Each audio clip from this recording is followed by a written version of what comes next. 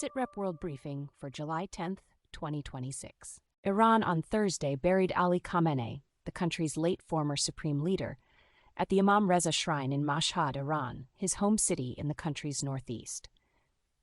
State ceremonies carried his flag-draped coffin into the shrine, while large crowds gathered outside for prayers, marking the end of a funeral process that followed his death in February and a burial date that had been announced on June 13.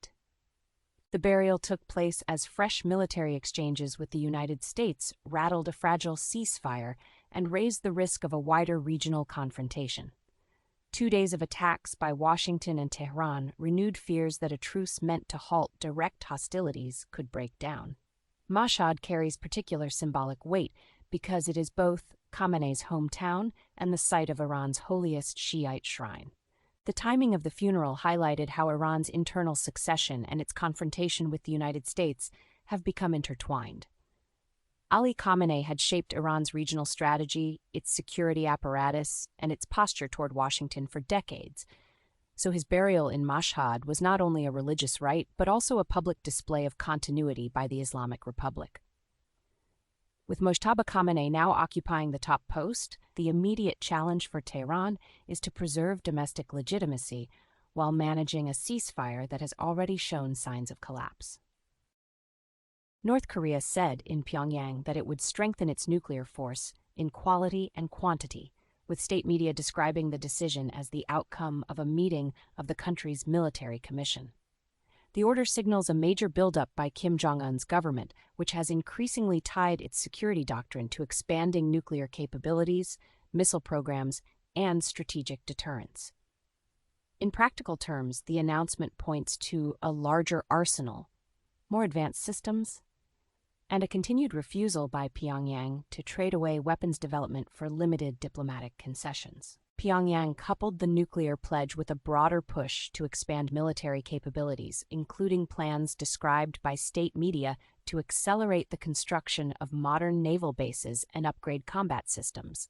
The move matters beyond the Korean peninsula because North Korea's military planning directly affects South Korea, Japan, and the United States, all of which track shifts in the North's force posture for signs of changes in launch readiness, maritime reach, or command structure.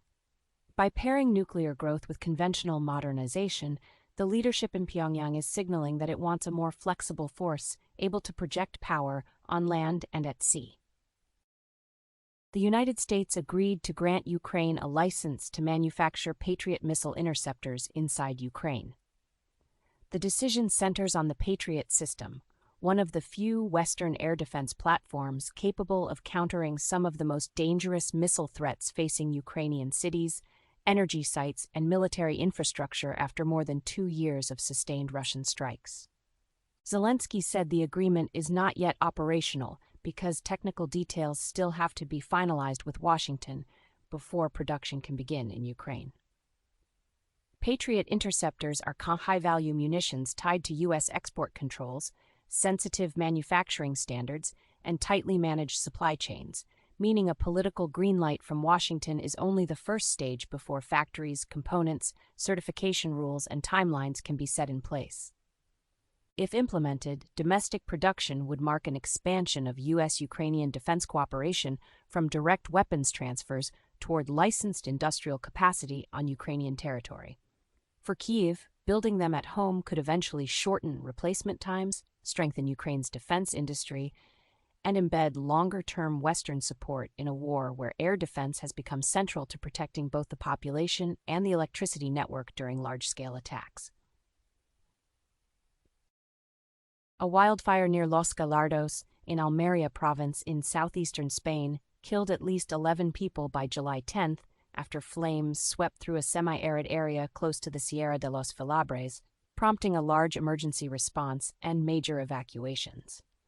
Regional authorities said the fire spread quickly through the area, turning a local blaze into one of Spain's deadliest wildfire incidents of the summer and forcing residents to flee homes and surrounding communities as crews tried to contain the front. Authorities said some of the victims were found inside vehicles, indicating that at least part of the death toll came as people tried to escape advancing fire and smoke on local roads.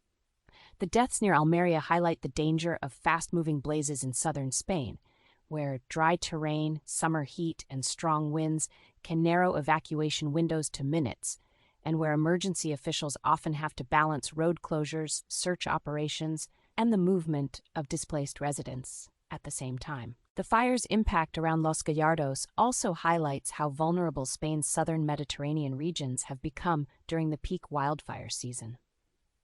Almeria's landscape combines sparsely vegetated hills, scattered settlements, and road networks that can become choke points when flames cross open ground rapidly.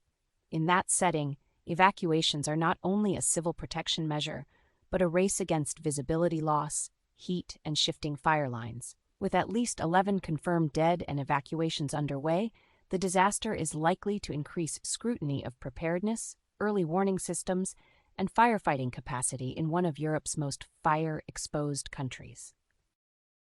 Sources and the full written briefing are available at sitrepbrief.com.